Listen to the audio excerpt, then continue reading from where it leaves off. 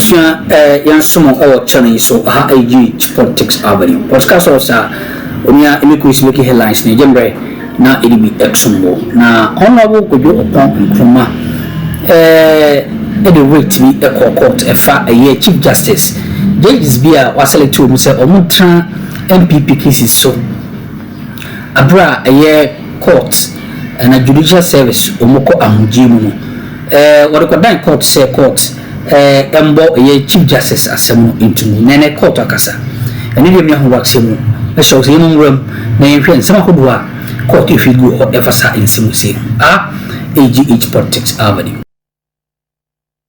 Now, the Supreme Court has set Friday, August 21st, to deliver its ruling on the injunction application seeking to restrain the specialized court sitting during the legal vacation of Hwasia Yoruba MP Kojo Oppong filed a writ at the Supreme Court challenging the decision by the Chief Justice to allow some judges to sit and hear criminal matters during the legal vacation. He's praying the Apex Court to declare the warrants issued by the Chief Justice as unconstitutional. Lord Edwasari was in court. He's joining us with a bit more from there. Lord, what else can you tell us about this latest development? Today, to start off, Gibosko Paman as the sole judge presiding on the matter, and once the case was called, the lawyer representing the MP for Hwasia Yoruba, led by Frank Davis, he argued that, for example, the Deputy Attorney General, or essentially the Attorney General, should not be representing the Chief Justice as a legal counsel in the matter, since the Chief Justice is a respondent defendant in the case. But Deputy Attorney General Stromsai, representing the Attorney General's office, indicated that that cannot be the case because the Chief Justice can only use a separate lawyer in the case if constitutionally they have opposing sides. But because they have the same view, it is mandatory that the Attorney General represents the Chief Justice, since constitutionally the Attorney General is the one who represents all public or government officials in cases. Now, in ruling on that objection raised by Frank Davis, presiding judge Gibosko Paman indicated that he's going to overrule that objection by Frank Davis, adding that the Chief has already sent a representative who's in the judicial office to represent him, and his legal representative is the Attorney General, pending or in the event that there's any divergent views, the Attorney General is the one supposed to represent, but he gives his full reasoning in his decision for the motion itself. And then Frank Davis now went ahead to move the motion, the injunction, interlocutory injunction motion. He argued that the injunction is not granted, irreparable damage will be stationed on discretion, and essentially the applicants, in this case, Kojo Oppong Nkrumah. Now, his sole argument, or one of his arguments, was that the practice direction over the years is that lawyers in the matters tend to agree with the presiding judge on cases when they should be heard during the legal vacation. And so it cannot be that the Chief Justice will give a direction mandatorily for legal vacation judges or vacation courts to sit during the legal vacation. Very well. Let's take a listen. Let's take a listen to lawyer for Kojo Oppong Nkrumah, Frank Davis, on this matter. A minimum of 300,000 Ghana cedis towards the payment of referees at the regional level, and this policy will continue. War against illegal betting. The global surge did not sit well with him. Well, that is his ruling. But we are still convinced that the special circumstances of this case should not be the one to be representing the Chief Justice, because the authorities I quoted clearly were to the effect that as a defendant in a matter, the Chief Justice should have lawyers of his own choice office, because if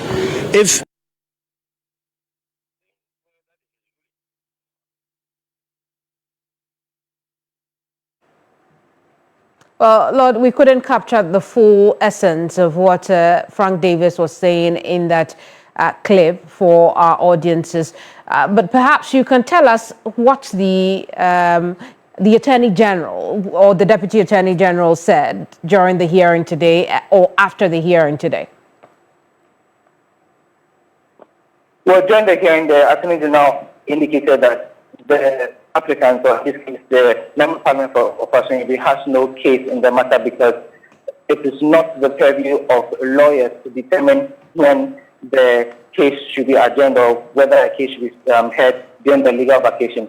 It is the sole prerogative of the judge. And so petitioning the Chief Justice will not be effective in that it is the discretion of the sitting judge to adjourn the matter after conferring with the lawyers. And so their application should be refused, and also indicates that the manner in which they even approach the Supreme Court is defective, in that they shouldn't have come requesting for the original jurisdiction of the court. They should have just sought that they should arrive in a high court decision.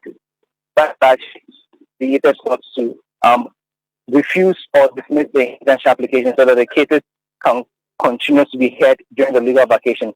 After hearing the arguments, the presiding judge in the matter, Gabriel Skopamang, then adjourned or set tomorrow, Friday, to decide on or to give a ruling on the injunction application by the MP for Fashion Oppong. So we are back in court tomorrow in the morning for the ruling by the Supreme Court on the injunction application.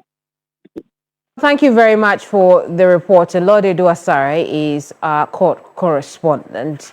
We'll now turn attention to other important matters. And the Energy Minister, Dr. John Jinapor, says the recent power outages are being triggered by a fragile temporary system at the Akosombo power plant installed to avert a 6-month shutdown following a major incident after the explosion at the Gridco Akosombo substation in April. He says a permanent control center is expected to be ready next month, which should significantly improve the stability of power supply across the country. My colleague Noble Crosby-Annan is providing us with a bit more in terms of details as to what the minister has been saying at the commissioning of a new office for the Public Utility and Regulatory Commission. Crosby, we hear the minister has also been charging the PURC to tighten regulation on the power sector. Talk to us about that to start off with. Well, Mona, so as part of the mandate of the PURC, the minister is asking them to, make sure that they work holistically. And as part of what they should do, he's asking that they strengthen regulations of the sector and then intensify scrutiny of utilities, especially the commercial performance of the case in point was the Electricity Company of Ghana for obvious reasons. So the manager is charging the PRC to scrutinize the commercial performance of ECG properly, as well as to let consumers feel the presence of the PRC beyond, tariff announcements. These are some of the things that the minister is asking of the PRC as the PRC commissions its new building at the Red Runabout, Florida. Right, and let's get on to the substantive matter in relation to this dawn's power outage, which affected major parts of the country. Exactly what does the minister say is expected to happen, and how soon is that expected to happen as well? So, Mona, this goes as far back as April 23 this year, when an explosion at the Great Akosombo substation destroyed a switchyard control room. Now, that control room is critical because it manages the evacuation of electricity generated at the Akosombo dam onto the national grid. If you remember, the incident isolated a lot of megawatts from the Akosombo generating station, and it caused major power disruptions in the entire country.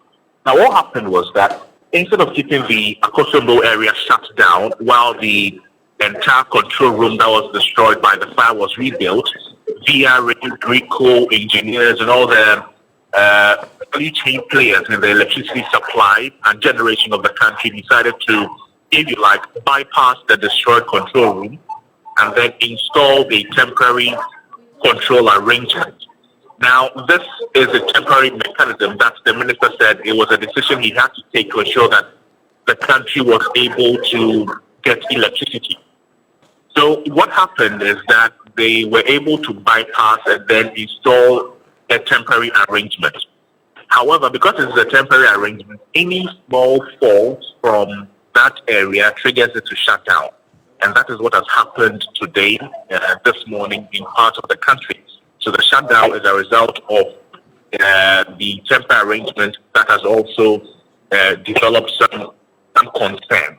That is why we don't have light in some part of the country as we speak. But the minister is telling us that engineers have already restored power to a number of areas, a considerable number of areas. For those who still do not have power, a team of engineers, they're still working to ensure that power is restored completely in the country. However, bearing in mind that this is a temporary solution, the ministry is working, and by next month, we should have a permanent replacement to the situation that happened on April 23 at the Akosondo substation. Marina.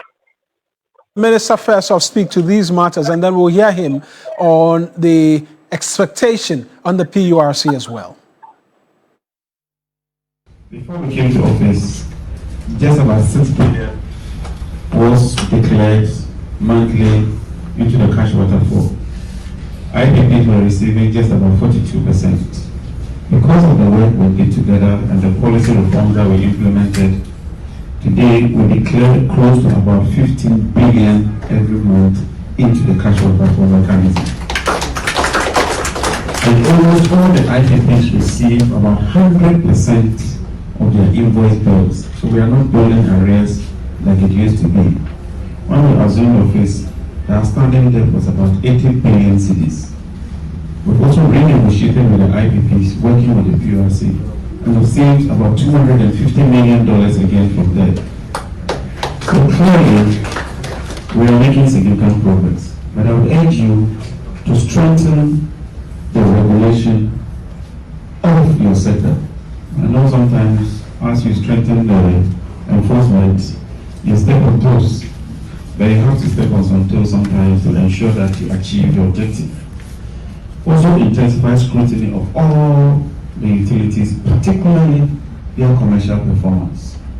And when I say this, I zero down on ECG, because the ECG is the key link when it comes to the value chain in terms of the financial sector of the energy sector. Because if they don't get the money, it will be difficult to pay. I also encourage you that you let the consumer feel the presence of the regulator beyond tariff announcement. And like I said, you've been doing a lot, so I encourage you to do more. Also, deepen stakeholder engagement. You don't operate as an island. And so build consensus, work with people, and finally, let's support industrial competitiveness, particularly in relation to the President's 24-hour economy.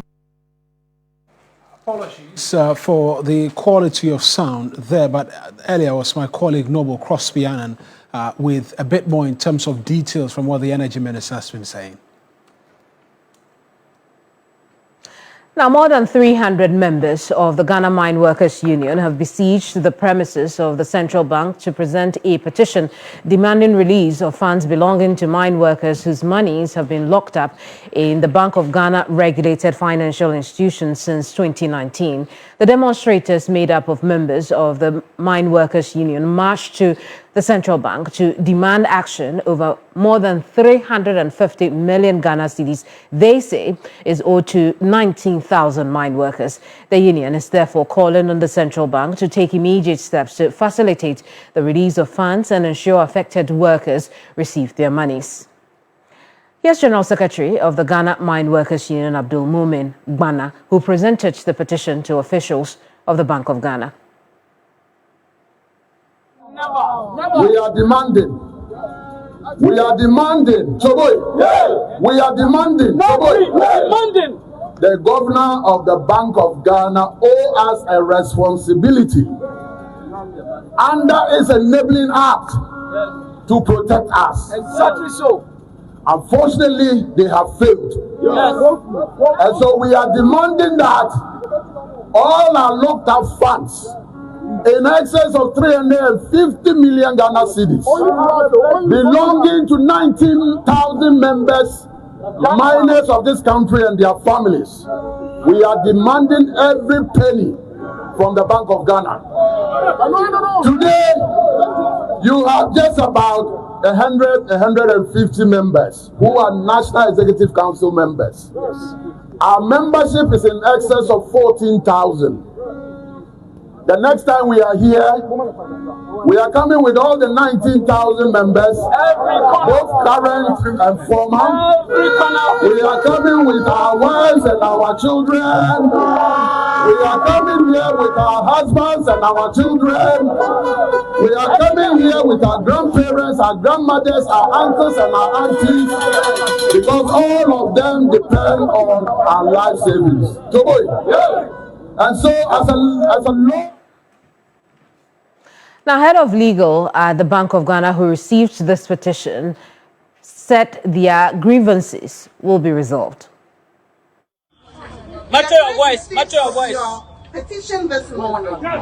We hear your concerns and the funds regarding the funds being locked up. Your members and the challenges in the mining sector. The Bank of Ghana remains committed to the financial stability, consumer protection, and public confidence. While some of the funds are under the purview of other regulatory agencies, we assure you that your concerns raised will be given the due consideration. We will study your petition carefully and engage with the relevant stakeholders to ensure that your concerns are addressed through the appropriate channels. We thank you for exercising your democratic rights peacefully and orderly. The Bank of Ghana remains open to dialogue.